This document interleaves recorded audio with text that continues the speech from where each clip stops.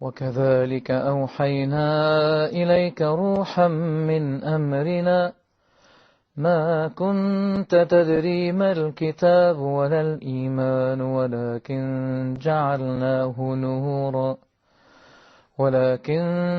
جعلناه نورا نهدي به من نشاء من عبادنا وإنك لتهدي إلى صراط مستقيم صراط الله الذي له ما في السماوات وما في الأرض ألا إلى الله تصير الأمور.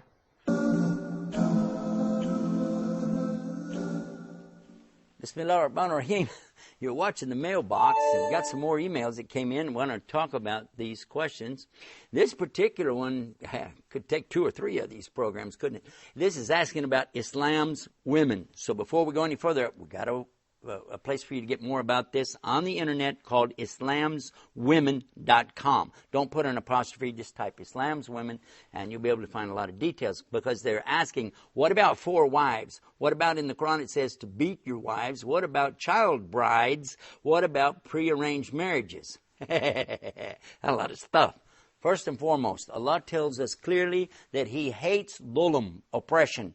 Know we that Allah is oppressing, nor does He allow us to oppress. It's forbidden in Islam, and Allah hates it. So if there's any oppression or aggression or violence, any of these things, Islam is against it. It is not a part of Islam. Islam is the enemy to that. Please get that into your mind before we go any further.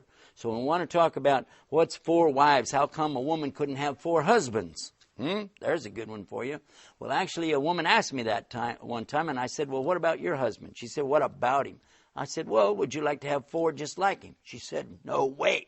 I said, well, why would you like to have 4? You don't want even another one just like him. She said, I didn't think about that. I said, and besides that, who has the most choice when you come to this subject, the man or the woman? She said, the man. I said, actually, in Islam, it's forbidden for a man to marry a woman if she's already married. So who has the most choices is the women, because they can choose from the men even if they're married.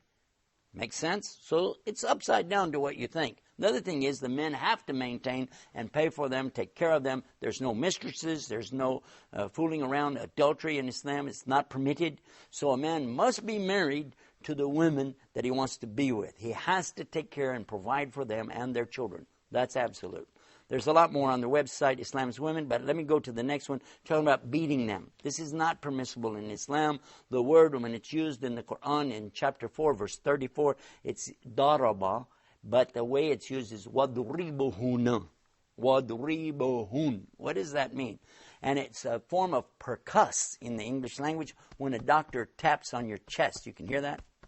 This is a tapping on the body called percuss in the English language. So that you have an idea about that. Child brides and arranged marriages, both of these things are preposterous and not allowed. And the Prophet Muhammad is the best example of that, because when they tried to give him a child bride, he refused and did not marry her until she was old enough to make the choice for herself. Her parents could not do prearranged marriage with her. It's the opposite again of what a lot of people think.